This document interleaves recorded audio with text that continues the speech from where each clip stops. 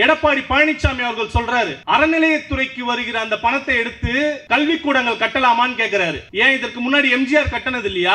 அம்மையார் ஜெயலலிதா அவர்கள் கட்டணது இல்லையா? ஏன் 2017 அவர் பழனி ஆண்டவர் கோவில்ல இருந்து அந்த அறநிலையத்துறைக்கு அந்த பணத்துல தான் பாலிடெக்னிக் கல்லூரி கட்டினாரு. அதை திறந்து வைக்கும் போது அவருக்கு தெரியலையா? இன்னைக்கு ஏன் தோணுதுன்னா அவர் முழு சங்கியாகவே மாறிட்டார். சீமான் என்ன சொல்றாரு? படின்னு சொல்றாரா? நம்ம வீட்டு பிள்ளைகளை பனைமரம் ஏறுன்னு சொல்றாரு. நம்ம வீட்டு பிள்ளைகளை ஆடு மாடு மேய்க்க போன் மாநாடு நடத்துறாரு. நம்ம வீட்டு பிள்ளைகளை சொல்றாருல. இதற்கு முதல் படி அவர் என்ன பண்ணணும்? தலைவர் கலைஞர் அவர்கள் இந்த நாட்டுக்காக போராடுங்கன்னு சொன்னாரு. வீட்டுக்கு ஒருத்தரை போராட சொன்னாரு. முதல் தன் பிள்ளையை இறக்கினாரு.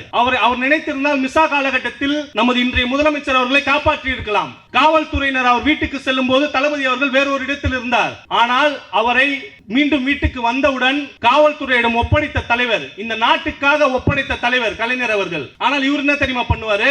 நம்ம வீட்டு பிள்ளைங்களை கஷ்டப்பட்டு 100 ஆண்டுகளாக போராடி இன்று பெற்றுத்தந்த இந்த கல்வி உரிமையை திருப்பி பனைமரம் ஏறப்போ, நீ பானை வடி, நீ போய் ரோடு பெருக்குன்னு சொல்லுவாரு. அவர் வீட்டு பிள்ளை எங்க தெரியுமா படிக்கிறாங்க? அவர் வீட்டு பிள்ளை அமெரிக்கன் கான்வென்ட்ல படிக்குது. அவருடைய பையன் பிரபாகரன். அவருக்கு வருஷத்துக்கு எவ்வளவு தெரியுங்களா ஃபீஸ்?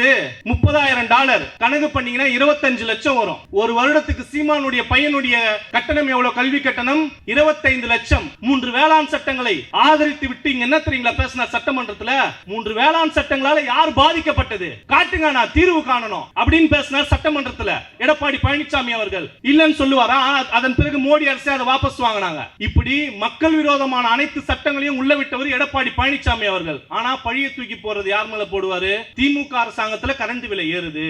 நீட் தேர்வை திமுக அரசு கொண்டு வந்துடுச்சு. இன்று வரை நீட் தேர்வை எதிர்த்துக் கொண்டிருக்கிற ஒரு இயக்கம் திமுக. குடியரசினுடைய துணைத் தலைவர் ஜெகதீப் தன்கர் அவர்கள் ஒரு 15 நாளுக்கு முன்னாடி ஒரு கருத்தை பதிவு பண்றாரு.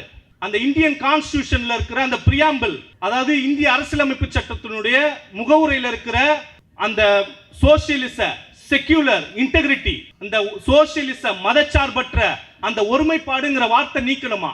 ஏன் சரிங்களா சொல்றாரு?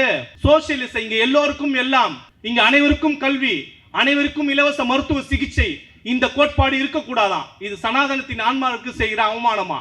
மதச்சார்பற்ற இங்க இந்து இஸ்லாமிய கிறிஸ்தவ மக்கள்லாம் ஒற்றுமையா இருக்கிறமே, இது சனாதனத்தின் ஆன்மாவிற்கு செய்கிற அவமானமா? இதையெல்லாம் எப்படியெல்லாம் அவர்கள் பாசிச கொள்கை எப்படியெல்லாம் பிளவுபடுத்துதுன்னு பாருங்க. இன்னைக்கு ஓட்டு அரசியலா மாற்றணும்னு பார்க்குறாரே தவிர்த்து நாங்கள் கொடுக்க மாட்டோம்னு அவரால் எப்படி பதிவு பண்ண முடியும்? கொடுத்துக்கிட்டு இருக்கிறோம். இனிமேற்பண்டு இந்த விடுபட்டவர்களுக்கும் இனிமேட்டு கொடுக்க போகிறோம். இதையெல்லாம் தாங்கிக் கொள்ள முடியாதவர் அதாவது பெண்களுடைய வாக்கு சதவீதம் இங்கே அதிகரிச்சுக்கிட்டே வருது திமுகவிற்கு. இதையெல்லாம் உணர்ந்ததுனால தான் இப்படி சொல்லி மடைமாற்றுவது.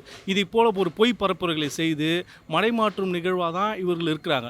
இவர் வேணா 2018 அந்த தாலிக்கு தங்கம்ன்ற திட்டத்தை நிறுத்தியிருக்கலாம். மாணவர்களுக்கு இந்த லேப்டாப் அது கொடுக்கறத நிறுத்தியிருக்கலாம். ஆனால் திராவிட மாடல் அரசு ஒரு நாளும் ஒரு திட்டத்தை நிறுத்தியதாக வரலாறே கிடையாது. இவர் ஒரு திட்டத்தை சொல்ல முடியுமா? தலைவர் கலைஞர் அவர்களாகட்டும், பேரறிஞர் அண்ணா அவர்களாகட்டும், இன்று ஆளக்கூடிய நமது திராவிட மாடல் நாயகர் அவர்களாகட்டும், ஒரு திட்டத்தை தொடங்கி இதை பாதியில் நிறுத்திவிட்ட ஒரு திட்டத்தை அவரால் சொல்ல முடியுமா?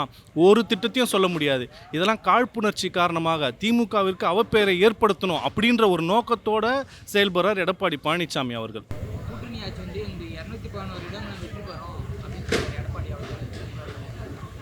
அதாவது கடந்த காலங்களுடைய தேர்தல் வெற்றிகளே அவர்களுக்கு பதில். இதுக்கு வேறு எதுவும் பதில் இல்லை. திமுகவிற்கு பொதுமக்களுடைய ஆதரவு பெரும்பாலும் இருக்குது. ஏன் சொல்கிறேன்னா, கடந்த 2019 தேர்தல்களிலிருந்து எடப்பாடி அவர்கள் செய்த இந்த தமிழர்களுக்கும் இங்கு அந்த தமிழர்களாக வாழக்கூடிய இந்து இஸ்லாமிய கிறிஸ்தவ மக்களுக்கு அவர் செய்த அந்த துரோகங்களும், இந்த குடியுரிமை திருத்த சட்டமாகட்டும், நீட் தேர்வுக்கு கையெழுத்திட்டதாகட்டும், அம்மையார் ஜெயலலிதா அவர்கள் கூட நீட் தேர்வுக்கு கையெழுத்திடலை. ஆனால் எடப்பாடி பழனிசாமி அவர்கள் கையெழுத்திட்டார். இதை போன்ற குடியுரிமை திருத்த சட்டமாகட்டும், 3 வேளாண் சட்டங்களை ஆதரித்ததாகட்டும், இது போன்ற பல சட்டங்களை ஆதரித்து விட்டு இன்று எந்த அடிப்படையில் அவர் நாங்கள் 200 தொகுதி வெல்வோன்னு சொல்கிறாரு. திமுகவிற்கு தொடர்ச்சியாக ஆதரவு தராங்க. ஏன்னா திமுக தான் கொண்ட நிலைப்பாட்டில், எங்களுக்கு அண்ணா அவர்கள் சொல்லித்தந்த அந்த கோட்பாட்டில் இன்று வரைக்கும் நிலையாக இருக்கக்கூடிய கட்சி. அதனால் எந்த காலத்திலையும் திமுகவிற்கு தான் மக்கள் வாக்களிப்பாங்க. இப்போ தாவேக தலைவர் என்ன சொல்ற, சட்ட ஒழுங்கு சரியில்லை, 24 உயிர்கள் லாக்அப் டெத், அதுக்கெல்லாம் நிவாரணம் தருவார் தமிழக அரசு முதலமைச்சர் அவர்கள் அப்படின்னு. அதாவது அவர் சொல்கிறது உண்மையாக இந்த விஷயம் ரொம்ப சீரியஸான விஷயம். ஆனால் அவர் எவ்வளவு அரசியல் அறிவற்று கிடக்கிறாரு, எவ்வளவு ஒரு தற்குறியாக இருக்கிறாருன்றது இதுலேருந்தே தெரியுது. மொத்தம் 24 லாக்அப் டெத்துன்னு சொல்கிறாரு. அது ஜுடிஷியரியில் எவ்வளோ நடந்தது? காவல் நிலையத்தில் எத்தனை நடந்ததுன்னு அவர் தெளிவாக பதிவு பண்ணணும்ல. நம்ம இந்தியா முழுமைக்குமான ஒட்டுமொத்த காவல் டெத், அந்த லாக்அப் டெத்தை அவர் கணக்கெடுக்கணும்ல. அந்த கணக்கெடுத்தால் தமிழ்நாடு தான் இந்த 4 ஆண்டு காலத்தில் தான் அதுவும் குறைந்த லாக்அப் டெத் தான் ஆகப்பட்டிருக்கு. 16 பேர் அது ஜுடிஷியரில் நீதிமன்ற காவலில் இறந்து போயிருக்காங்க. அவர்கள் நீதிமன்றத்தால் துன்புறுத்தப்பட்டு இறந்தார்களா? இல்லை, அவர்கள் இயற்கை மரணம் அடைந்திருக்கிறாங்க. இந்த அஜித்குமார் கொல்லப்பட்டது இரக்கமற்றது தான். அதை முதலமைச்சர் அவர்கள் நியாயப்படுத்தலை. உங்களைப் போல தூத்துக்குடியில் சாத்தான்குளத்தில் 13 பேரை சுட்டு கொண்டுட்டு டிவியில் பார்த்தோன்னு சொல்லலை. அதற்கு நியாயம் தேடலை. சாத்தான்குளத்தில் நடந்த அந்த நிகழ்வின் போதும் நீங்கள் அதிகாரிகளை காப்பாற்ற நினைச்சீங்க, அது போல செயல்படலை. அங்கே எதுவுமே நடக்கலைன்னு சொன்னீங்க. 20 நாள் ஆச்சு நீங்கள் ஆக்ஷன் எடுக்கிறதுக்கு. 10 நாள் திமுக போராட்டம் பண்ணுச்சு. அதன் பிறகு தான் நீங்கள் அதை சிபிஐக்கு மாற்றுறீங்க. ஆனால் எங்கள் மடியில் கனம் இல்லை, வழியில் பயம் இல்லை அப்படிங்கிற முறையில் நீங்கள் எதிர்க்கட்சிகளாம் கேட்பதற்கு முன்னாடியே சிபிஐக்கு மாற்றுறாரு. அப்போது எந்த அளவிற்கு நேர்மையாக தளபதி அவர்கள் செயல்படுறாருன்றது இந்த நடவடிக்கையிலேயே தெரியலையா? விஜய் அவர்கள் இது போல பேசுகிறாருன்னா அவரை நாங்களாம் ஒரு பொருட்டாகவே எடுத்துக்கிறது இல்லை. ஏன்னா அவருக்கு பொதுவான அரசியல் அறிவே கிடையாது.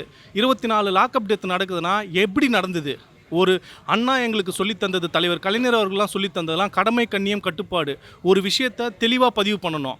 எதையும் தவறான தகவல்களை மக்களுக்கு எடுத்துரைக்கக்கூடாது. அவர் தெளிவாக சொல்ல முடியுமா அவர்களால்? சரி, அன்றைக்கி மேடையில் பேசுகிறாரு, அவரால் 10 நிமிஷம் அவர்களுக்கு ஆதரவாக பேச முடிஞ்சுதா? 24 குடும்பங்களுக்கும் நிதி உதவி தாருங்கன்னு சொல்கிறாரு. அந்த இன்னைக்கு அஜித்குமாருக்கு களத்தில் நிற்கிறாரு. இந்த மீதி 23 பேர் அவர் கணக்குப்படியே வந்தால் 16 ஜுடிஷியரியில் அந்த டெத்தும் எடுத்துக்கோங்க. மீதி 23 பேர் இறந்தபோது விஜய் அவர்கள் எந்த படத்தில் நடிச்சுக்கிட்டு இருந்தார்? எந்த மக்களுக்காக நின்னார்? இதற்கு எங்கே இருக்குது பதில்? விஜய்கிட்ட பதில் இருக்கா? பதில் இருக்காது. தொடர்ச்சியாக 1949 முதல் திராவிட முன்னேற்றக் கழகம் தொடங்கியது முதல், ராபின்சன் பூங்காவில் தொடங்கியது முதல் அண்ணா சொல்லித்தந்தது மக்களோடு செல், மக்களுடன் நில், மக்களுக்காக வாழ், மக்களிடம் சென்று அவர்களின் குறைகளை கேள், அதற்கேற்றா போல பணி செய். அதை போல தான் இன்றைய திராவிட மாடல் அரசும் செயல்பட்டு கொண்டிருக்கிறது. இதையெல்லாம் வைத்து திராவிட மாடல் அரசை குறை சொல்வது என்பது விஜய் தனக்குத்தானே போட்டுக்கொள்கிற சூடு. அதையும் அவர் தற்கொலைன்றது 2026 தேர்தலில் மக்கள் அவருக்கு வெளிப்படுத்துவாங்க. விருதுநகர் மக்கள் போனாடி ஓட்டு கேட்க மாட்டேங்கிறாங்க. பிஜேபி சோறு ஒன்றா போடுறோம், ஓட்டுலாம் போட முடியாது அப்படின்னு சொல்லியிருக்காங்க. மக்கள் தெளிவாக இருக்காங்கன்னு அர்த்தம். பகுத்தறிவு மக்கள்னு அர்த்தம். தமிழ்நாட்டு மக்கள் எந்தவித பாசிச சூழ்ச்சிக்கும் ஆளாகாத மக்கள்னு அர்த்தம். இதுதான். இதை தவிர்த்து அங்கே வேறு எதுவும் இல்லை. அது நயினார் நாகேந்திரன் அவர்களுக்கே தெரியும். அதனால தான் நீங்கள் அந்த காணொலியை நல்லா உத்து கவனிச்சிங்கன்னா அவர் பேசுகிறது அமைதியாருன்னு சொல்லுவார். ஏன்னா அவருக்கு தெளிவாக தெரியும் பிஜேபியால் ஒரு நாளும் இந்த தமிழ்நாட்டு மண்ணில் காலடி எடுத்து வைக்க முடியாது. இந்த உலகமே அழிந்தாலும் அழியும், பிஜேபி தமிழ்நாட்டில் கால் ஊன்றவே முடியாது. இதுதான் நிதர்சனமான உண்மை. ஏன்னா தமிழ்நாட்டு மக்கள் தெளிவானவர்கள், பகுத்தறிவாதர்கள். இதை அண்ணல் அம்பேத்கர் அவர்களே பதிவு செய்திருக்கிறாரு. 1955ஆம் ஆண்டு மொழி வழியாக மாநிலங்கள் பிரிக்கப்படுகிற போது அண்ணல் அம்பேத்கர் அவர்கள் சொல்கிறாரு, வட மாநிலத்தவர்கள் கல்வி அறிவு இல்லாதவர்கள், ஆனால் தென்னாட்டவர்கள் கல்வி அறிவு உடையவர்கள். வட மாநிலத்தவர்கள் மூட நம்பிக்கை உடையவர்கள், ஆனால் தென்னாட்டவர்கள் பகுத்தறிவுவாதிகள், புதுமையை விரும்புபவர்கள் அப்படின்னு சொல்கிறாரு. அதுபோல் என்றைக்குமே இங்கு புதுமை, அறிவியல் அறிவு சார்ந்து எங்களின் வளர்ச்சிக்கு ஏற்ற யார் செயல்படுறாங்களோ அவர்களுக்கு தான் அது செயல்படுற திமுக மட்டும்தான், அவர்களுக்கு மட்டும்தான் ஆதரவு அளிப்பாங்க மக்கள். ஊட்டியில் 5000 அரசு பள்ளிகள் மூட சொல்லி ஊட்டி அரசு சொல்லியிருக்காங்க. அதாவது 5000 பள்ளிகளை மூடி இருக்காங்கன்னா இது இப்போ நடந்தது மட்டும் இல்லை, தொடர்ச்சியாக அவங்க இதை தான் பண்ணிக்கிட்டு வராங்க. கடந்த 1 வருட காலமாக இந்த தேசிய கல்விக் கொள்கை மூலியமாக அவர்கள் அரசு பள்ளிகளை, முக்கியமாக அரசு பள்ளிகளை மூடி தனியார் பள்ளிகளை அதிகப்படுத்திக்கிட்டு வராங்க. அண்ணாமலை அவர்கள் ஒரு 6 மாத காலத்திற்கு முன்போ அந்த காலத்தில் இருக்கும், அந்த காலத்தில் சொன்னார், எக்காரணத்தை கொண்டும் அரசு பள்ளிகள் மூடப்படாதுன்னு. அதற்கு எதிராக தான் இருக்குது இந்த உத்தரப்பிரதேசோட நிலை. அவர்கள் இதை தானே கொள்கையாக வைத்திருக்கிறாங்க. அன்றைக்கு ராஜாஜி அவர்கள் என்ன சொன்னார், குலக்கல்வி திட்டம் தான் இருக்கணும், அப்போ பள்ளிகளை மூடினார். இது நவீன குலக்கல்வி திட்டம், அவ்வளோதான். அது மறைமுகமாக பள்ளிகளின் எண்ணிக்கையை குறைச்சி உங்களை படிக்க விடாமல் பண்ணுறது. இதுதான் பிஜேபியினுடைய உண்மை முகம். அதுதான். அதில் நம்ம எந்த விதமான பார்க்குறதுக்கு ஒன்றும் இல்லை. இது அவருடைய உண்மை முகம். என்றைக்குமே கல்விக்கு எதிரானது பிஜேபி. ஏன்னா கல்வி கற்றுட்டா யாரும் பிஜேபி ஆதரிக்க மாட்டாங்க. யாரெல்லாம் கல்வி அறிவு இல்லாமல் இருக்கிறாங்களோ அவங்களாம் தான் பிஜேபி ஆதரிப்பாங்க. அதனால தான் அவங்க பள்ளிகளை மூடுறாங்க. அதிமுக காரங்க யாருன்னா கேட்டிருந்தாங்கன்னா அவருடைய மனநிலை என்னவா இருக்குன்னா, இனி இந்த ஊர்ல இருக்கலாமா, இல்ல ராஜஸ்தான் பீகார் பக்கம் போய் மோடி கூட சரண்டர் ஆயிடலாமா அப்படின்ற ஒரு மனநிலையோடு இருக்கிற அளவிற்கு பல்வேறு திட்டங்களை, பல்வேறு நலத்திட்டங்களை அண்ணன் எஸ்ஆர் அண்ணன் மூலியமாகவும் இந்த திராவிட மாடல் அரசு அமைந்ததன் மூலியமாகவும் இந்த மக்கள் நல திட்டங்களை அண்ணன் விரிவாக சொன்னார்கள். வெறும் கால்வாய் கட்டுவதோ கட்டடம் கட்டுவதோ, சாலை போடுவதோ மற்றும் தெருவிளக்குகளை சரிபார்ப்பதோ இது மட்டுமல்ல. இது திராவிட முன்னேற்ற கழகம் எப்போதெல்லாம் ஆட்சி பொறுப்பேற்கிறதோ அப்போதெல்லாம் மக்களுக்கு தேவையான இந்த மக்கள் நல பணிகளை செய்து கொண்டிருப்பது. இது மட்டும் திராவிட முன்னேற்ற கழகம் அல்ல. திராவிட முன்னேற்ற கழகம் என்பது ஒரு 100 ஆண்டு கால வரலாறு கொண்ட ஒரு இயக்கம். இந்த இயக்கத்திற்கு ஒரு 100 ஆண்டுகளுக்கு முன்னால் ஒரு குறிப்பிட்ட சிலர் மட்டும்தான் கோவில் உள்ள தெருக்களில் நடக்க முடியும். ஒரு குறிப்பிட்ட சிலர் மட்டும்தான் உணவகங்களில் உணவு அருந்த முடியும். ஒரு குறிப்பிட்ட சிலருக்கு மட்டும்தான் கல்வி இங்கு கற்பிக்கப்பட்டது. முக்கியமாக பெண்களுக்கும் கல்வி உரிமை இல்லை, திருமண உரிமை இல்லை, சொத்து உரிமை இல்லை. இன்னும் ஒரு மடி மேலே போய் சொல்ல போனால் அந்த சனாதன கோட்பாடு பெண்களை ஒரு இழிப்பிறப்பாளி அப்படின்னு சொன்னது. இதையெல்லாம் எதிர்த்து பல திராவிட இயக்கங்கள், நமது திராவிட இயக்கங்களும் பல சுயமரியாதைக்காரர்களும் பல போராட்டங்களை நடத்தினார்கள். பல லட்சம் பேர் ரத்தம் சிந்தினார்கள்.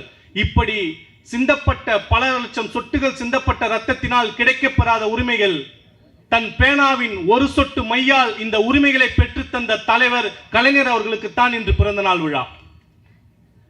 பொதுவாக இன்று இருக்கின்ற எனக்கு கொடுக்கப்பட்டிருக்க நேரம் வெறும் 10 நிமிஷம் தான். அதற்குள்ள என்னுடைய உரையை நிறைவு செய்யணும்.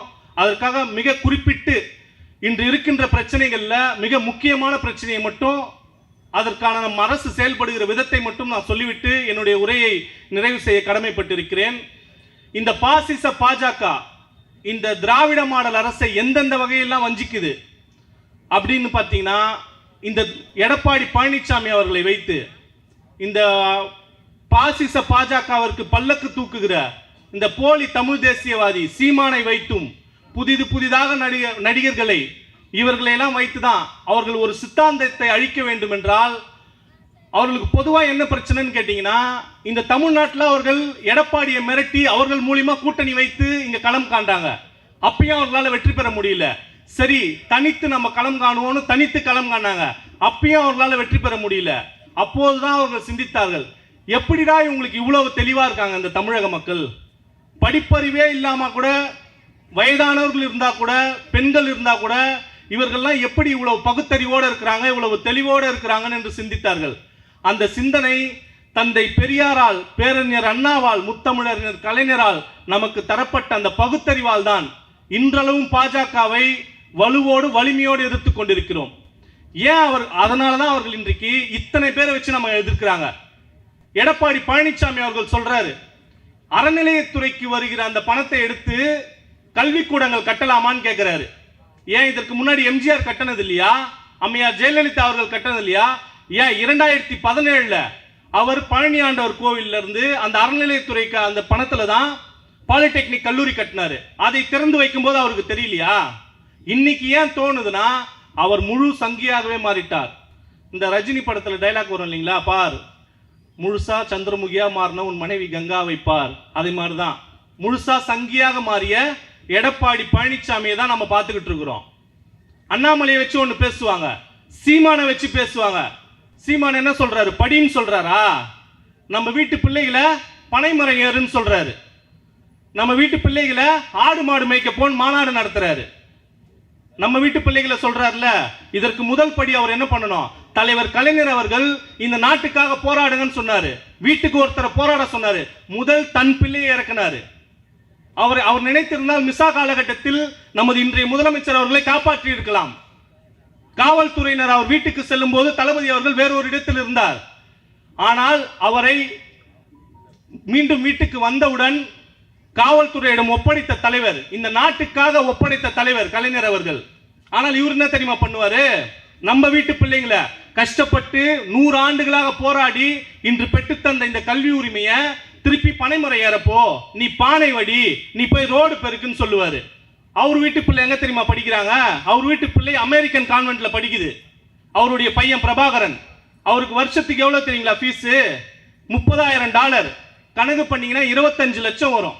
ஒரு வருடத்துக்கு சீமானுடைய பையனுடைய கட்டணம் எவ்வளவு? கல்வி கட்டணம் 25 லட்சம். அவரு பிள்ளைய கூட்டு வர மாட்டார் பனைமரம் ஏற சொல்லி, அவரு பிள்ளைய ஆடு மாடு மேய்க்க சொல்லி கூட்டு வர மாட்டாரு.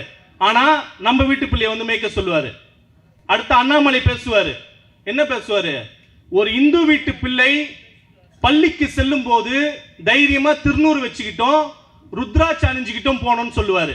இங்க இருக்கிறவங்களை பத்தி நான் கேட்கிறேன், எந்த ஒரு குழந்தையாவது தமிழ்நாட்டில் எந்த ஒரு பள்ளியிலாவது ஒரு குழந்தை திருநூறு வச்சுக்கிட்டு வரத்துக்கும் ருத்ராட்சி அணிஞ்சிட்டு போறதுக்கும் தடை இருக்கா? சொல்லுங்க, எந்த பள்ளியிலாச்சும் தடை இருக்கா? ஏன் அப்படி சொல்றாங்கன்னா சொல்ல வைக்கிறாங்க. ஐஏஎஸ்ஆ இருந்த ஒரு ஆடு மாய்க்க விட்டு சங்கியா மாத்தி அப்படி சொல்ல வைப்பாங்க. கல்வி நிலையங்கள்ல இருந்து நம்மளை அப்புறப்படுத்தணும். அதுக்கு அடிப்படை மத கலவரத்தை உண்டு பண்ணணும். அதற்கான அடிப்படை தான். வடநாட்டிலலாம் எளிமையா பண்ணிட்டாங்க. அந்த மக்களுக்கு பகுத்தறிவு இல்ல, கல்வி அறிவு இல்ல, அதனால அங்க எளிமையா பண்ணிட்டாங்க. ஏன் அண்ணல் அம்பேத்கர் அவர்களே 1955 மொழி வழியாக மாநிலங்கள் பிரிக்கப்படும் போது சொல்றாரு, வடநாட்டவர்களுக்கும் தென்னாட்டவர்களுக்கும் வித்தியாசம் உண்டு. வடநாட்டவர்கள் கல்வி அறிவு இல்லாதவர்கள். நான் சொல்லல, அண்ணல் அம்பேத்கர் பதிவு பண்ண 1955 மொழி வழி மாநிலங்கள் பிரிக்கும் போது அவர் பதிவு பண்ணது புத்தகத்தில் எழுதியிருக்காரு. வடநாட்டவர்கள் கல்வி அறிவு இல்லாதவர்கள், தென்னாட்டவர்கள் கல்வி அறிவை விரும்புகிறவர்கள். வடநாட்டவர்கள் பழமையை போற்றுகிறவர்கள், மூட நம்பிக்கை உடையவர்கள். ஆனால் தென்னாட்டவர்கள் பகுத்தறிவுவாதிகள், புதுமையை விரும்புகிறவர்கள் சொல்றாரு. ஏன் சொல்றாரு? இந்த மாதிரி நம்ம நிலையா இருக்கிறதுனால தான். ஆனால் இப்போ இவரு அண்ணாமலை சொல்றாருல, எந்த திருநூறு வச்சுக்கிட்டு போனோம், ருத்ராட்சை போட்டு போனோம். சரி, இந்துத்துவ கோட்பாட்டில் இருக்க, நீ ஒரு RSS கொள்கையோட இருக்கிற, உன் கொள்கை எந்த நாள்லயும் எந்த நேரத்திலையும் அதே கொள்கையோட இருக்கணும்ல. நாங்கள் திமுக காரர்கள், இங்க அண்ணன் S.R. ராஜன் அவர்களாகட்டும், இங்க இருக்கிற மேடையில் இருக்கிற அத்தனை பேர் ஆகட்டும், எங்கள் கழக தலைவர் ஆகட்டும், எங்கள் இளந்தலைவர்கள் ஆகட்டும், அண்ணா சொல்லித்தந்த, தலைவர் கலைஞர் அவர்கள் சொல்லித்தந்த அந்த கோட்பாட்டை இன்று வரை தான் கடைபிடிப்போம். அண்ணா வழியில் அயராது உழைப்போம். ஆதிக்கமற்ற சமுதாயத்தை அமைத்தே தீருவோம். இந்தி திணிப்பை என்றும் எதிர்ப்போம். வன்முறையை தவிர்த்து வறுமையை வெல்லுவோம். மத்தியில் கூட்டாட்சி, மாநிலத்தில் சுயாட்சி. இந்த கொள்கையில ஒரு நாளாச்சு பின்வாங்குறோமா? என்று இந்தி திணிப்பு வந்தாலும் அதை எதிர்க்கக்கூடிய முதல் இயக்கம் திராவிட முன்னேற்ற கழகம். எங்கு வன்முறை வந்தாலும் அதை சமாதானப்படுத்தக்கூடிய, திருப்பரங்குன்றத்தில் வன்முறை ஏற்படுத்தினாங்க, அதை திறமையாக கையாண்டு சமாளிச்சோம். அடுத்து முருக பக்தர் மாநாட்டில் இது மாதிரி பேசுறாரு, அதையும் சமாளிச்சோம். சரி, இந்த இந்துத்துவ கோட்பாட்டில் பேசுறல்ல, எந்த நேரத்திலையும் நீ அதே கோட்பாட்டில் பேசணும்ல. உன் இந்துத்துவ கோட்பாடு மாறலாமா? நீட் தேர்வு யார் ஆட்சி காலத்தில் வந்தது? பிஜேபி ஆட்சி காலத்தில் தானே வந்தது. அம்மையார் ஜெயலலிதா அவர்கள் உள்ள விடல. தலைவர் கலைஞர் அவர்கள் 2009 நீட் தேர்வு நடத்தணும்னு சொன்னாங்க, அன்றைக்கு உள்ள விடல. ஆனால் எடப்பாடி பழனிசாமி அவர்கள் 2017 மோடி அவர்கள்கிட்ட சரணடைஞ்சு அந்த நீட் தேர்வை இங்க கொண்டு வந்தாரு. அந்த நீட் தேர்வுக்கு கட்டுப்பாடு யார் விதிச்சது? நீங்க தானே விதிச்சீங்க. அந்த கட்டுப்பாட்டில் என்ன வச்சிருக்கிறீங்க? நீ ஒரு இந்துத்துவ கோட்பாடு ருத்ராட்ச கோட்டை போட்டு போகணும்னு ஆசைப்படுறல்ல. அந்த நீட் தேர்வுக்கு உள்ள விடும்போது பெண்களுடைய தாலியை முதல் கொண்டு அறுத்துட்டு தானே உள்ள விடுற. அங்க எங்க போச்சு உன் இந்துத்துவ கோட்பாடு? அங்க எங்க போச்சு உன் ருத்ராட்ச கோட்டை கோட்பாடு? இதை பற்றி பேசுவார் அண்ணாமலை? அந்த நீட் தேர்வு வாசல்ல போயிட்டு இது வேணும்னு நிப்பாரா? இதை பேசினா அவர் ஒரு இந்துத்துவ கோட்பாடு, இந்து மக்களை வளர்க்கிறாருன்னு அர்த்தம். ஆனா இதை பேச மாட்டார். அவர்களின் எண்ணம் இந்து மக்களை வளர்ப்பதோ, இந்து மக்களை அடுத்த கட்டத்துக்கு கொண்டு செல்வதோ இல்ல. எப்படியாவது இந்து மக்களை ஏமாற்றி மத கலவரத்தை உண்டு பண்ணி அவர்கள் ஆட்சி அமைக்கணும். இதுதான் அவர்களுடைய நோக்கம். ஒன்றிய பாசிச பாஜக அரசு எவ்வளவு மோசமான அரசு அப்படிங்கிறதுக்கு ஒரு உதாரணம் முந்தா நேத்து நடந்தது. ஜம்மு அண்ட் காஷ்மீர்ல இருக்கிற அந்த முதல்வர் அவர்கள் அங்க இருக்கிற ஒரு தியாகியுடைய நினைவிடங்கள், அந்த மாநிலத்துக்காக உழைத்த அந்த தியாகியுடைய நினைவிடங்களுக்கு சென்று அங்க அஞ்சலி செலுத்தணும்னு சொல்றாங்க. அதற்கு அந்த துணை ஆளுநர் மறுப்பு தெரிவிக்கிறாரு, தடை விதிக்கிறாரு. அவரை வீட்டுக்காவல்ல வைக்கிறாங்க. யாரை வீட்டுக்காவல்ல வைக்கிறாங்க? ஒரு அக்யூஸ்ட் அல்ல, ஒரு பொதுமக்கள் அல்ல, ஒரு மாநில முதலமைச்சர் உமர் அப்துல்லா அவர்களை வீட்டுக்காவல்ல வைக்கிறாங்க. அப்ப எப்படிப்பட்ட மோசமான அரசு பாருங்க. அதையும் மீறி அவர் போறாரு, போயிட்டு அங்க அஞ்சலி செலுத்த போறாரு. அவர்களை குண்டு கட்டாக ஒரு மாநில முதல்வரை போலீஸ்காரர்களை வைத்து அங்கிருந்து அப்புறப்படுத்துறாங்க. இப்ப தெரியுதுங்களா ஏன் அவர்கள் ஜம்மு அண்ட் காஷ்மீருக்கு இருக்கிற அந்த சிறப்பு அந்தஸ்தை ரத்து செய்தாங்கன்னு? இதனாலதான் பாஜக கூட கூட்டணியில் இருந்தோம் எடப்பாடி சொல்றாரு. 1998 ஏன் கூட்டணியில் இருந்தோம்? கூட்டணியில் இருக்கும்போது கூட அவர்களின் திட்டங்களை நாங்க செயல்படுத்த விடல. தலைவர் கலைஞர் அவர்கள் காமன் மினிமம் புரோகிராம் ஒரு குறைந்தபட்ச செயல் திட்டத்தை உருவாக்குகிறார். அந்த செயல் திட்டத்தில் முதல்ல வைக்கிறாரு ஆர்டிகல் 370 பயன்படுத்தி எந்த காரணத்தை கொண்டும் எங்களுடைய ஆதரவோடு அந்த ஆர்டிகல் 370 ஜம்மு அண்ட் காஷ்மீருக்கு இருக்கக்கூடிய அந்த சிறப்பு அந்தஸ்தை ரத்து செய்யக்கூடாது. இந்த இஸ்லாமிய கிறிஸ்துவ மக்களுக்கு எதிரான அந்த குடியுரிமை திருத்த சட்டம் இலங்கை தமிழர்களுக்கு எதிரான அந்த குடியுரிமை திருத்த சட்டத்தை எங்களின் ஆதரவோடு ஒரு நாளும் கொண்டு வரக்கூடாது. எங்களின் ஆதரவோடு ஒரு நாளும் எந்தவித மத கோயில்களையும் இடித்துவிட்டு இன்னொரு மத கோயில்களை கட்டக்கூடாது. இதுல கடைசி வரைக்கும் உறுதியா இருந்தமே. நீங்க உறுதியா இருந்தீங்களா? ஒரு நாளும் உறுதியா இல்லையே. 2017ஆம் ஆண்டு இன்றைக்கு மின்சார விலை எவ்வளவு உயர்து? இங்க நிறைய பிளாட்லாம் இருக்கு. இந்த பிளாட்ல காமன் மீட்டர்னு ஒன்று இருக்கும், பொது மீட்டர்னு பயன்படுத்துவாங்க. அந்த பொது மீட்டரை நீ கமர்ஷியலா மாத்திட்டாங்க, வணிக பயன்பாடா மாத்திட்டாங்க. அதோடைய விலை உயர்த்தினது யாரு? இப்படி ஒரு வீட்டுக்கு ரெசிடென்ஷியல் ஏரியா, இந்த வீட்டு இந்த பிளாட் இருக்குன்னா அந்த பிளாட்டுக்கு வீட்டில் வசிக்கிறவங்களுக்கு ரெசிடென்ஷியல் கரண்ட் பில்லு, கீழே இருக்கிறவங்களுக்கு காமன் அந்த கமர்ஷியல் கரண்ட் பில்லு, இதெல்லாம் அந்த உதய மின் திட்டத்தில் வருது. இதற்கு கையெழுத்து போட்டது யாரு? இன்று 3 மாதத்துக்கு ஒரு முறை 6 மாதத்துக்கு ஒரு முறை அந்த மின் கட்டண உயர்வு மக்களை வஞ்சிக்குது, சாதாரண ஏழை எளிய மக்களை வஞ்சிக்குது. அந்த மின் கட்டண உயர்வுக்கு காரணம் யாரு? 2017ஆம் ஆண்டு எடப்பாடி பழனிசாமி அவர்கள் அந்த உதய மின் திட்டத்தில் கையெழுத்து போட்டது. இன்று மாணவர்களை வஞ்சிக்கிற அந்த நீட் தேர்வு வந்தது யாரால? எடப்பாடி அவர்கள் கையெழுத்து போட்டதுனால. 2019ஆம் ஆண்டு அந்த குடியுரிமை திருத்த சட்டத்திற்கு ஆதரவு அளித்தது யாரு? இஸ்லாமிய கிறிஸ்தவ இலங்கை தமிழர்களுக்கு எதிரான அந்த குடியுரிமை திருத்த சட்டத்திற்கு ஆதரவு அளித்தது யாரு? எடப்பாடி பழனிசாமி அவர்கள். இதை கேட்க மாட்டார் சீமானு. இலங்கை தமிழர்களுக்கு நான் தான் பாதுகாவலர்னு சொல்லுவாரு. இதை கேட்பாரா? 3 வேளாண் சட்டங்களை ஆதரித்து விட்டு இங்க என்ன தெரியுங்களா பேசினார் சட்டமன்றத்தில்? 3 வேளாண் சட்டங்களால யார் பாதிக்கப்பட்டது காட்டுங்க, நான் தீர்வு காணணும் அப்படின்னு பேசினார் சட்டமன்றத்தில் எடப்பாடி பழனிசாமி அவர்கள். இல்லைன்னு சொல்லுவாரா? அதன் பிறகு மோடி அரசு அதை வாபஸ் வாங்கினாங்க. இப்படி மக்கள் விரோதமான அனைத்து சட்டங்களையும் உள்ள விட்டவர் எடப்பாடி பழனிசாமி அவர்கள். ஆனா பழிய தூக்கி போறது யார் மேல போடுவாரு? திமுக அரசாங்கத்தில் கரண்ட் விலை ஏறுது, நீட் தேர்வை திமுக அரசு கொண்டு வந்துடுச்சு. இன்று வரை நீட் தேர்வை எதிர்த்து கொண்டிருக்கிற ஒரு இயக்கம் திமுக. குடியரசினுடைய துணைத் தலைவர் ஜெகதீப் தன்கர் அவர்கள் ஒரு 15 நாளுக்கு முன்னாடி ஒரு கருத்தை பதிவு பண்றாரு. அந்த இந்தியன் கான்ஸ்டிடியூஷன்ல இருக்கிற அந்த பிரியாம்பிள், அதாவது இந்திய அரசியலமைப்பு சட்டத்தினுடைய முகவுரையில் இருக்கிற அந்த சோசியலிச செக்யூலர் இன்டெகிரிட்டி, அந்த சோசியலிச மதச்சார்பற்ற அந்த ஒருமைப்பாடுங்கிற வார்த்தை நீக்கணுமா? ஏன் சரிங்களா சொல்றாரு? சோசியலிச இங்க எல்லோருக்கும் எல்லாம், இங்க அனைவருக்கும் கல்வி, அனைவருக்கும் இலவச மருத்துவ சிகிச்சை, இந்த கோட்பாடு இருக்கக்கூடாதான். இது சனாதனத்தின் ஆன்மாவுக்கு செய்கிற அவமானமா? மதச்சார்பற்ற இங்கு இந்து இஸ்லாமிய கிறிஸ்தவ மக்கள்லாம் ஒற்றுமையா இருக்கிறமே, இது சனாதனத்தின் ஆன்மாவிற்கு செய்கிற அவமானமா? இதையெல்லாம் எப்படியெல்லாம் அவர்கள் பாசிச கொள்கை எப்படியெல்லாம் பிளவுபடுத்துதுன்னு பாருங்க. இதையெல்லாம் மக்களாகிய நீங்கள் தான் புரிந்து கொள்ளணும். நேரத்தின் அருமை கருதி ஒரே ஒரு கருத்தை மட்டும் சொல்லி என் உரையை நிறைவு செய்கிறேன்.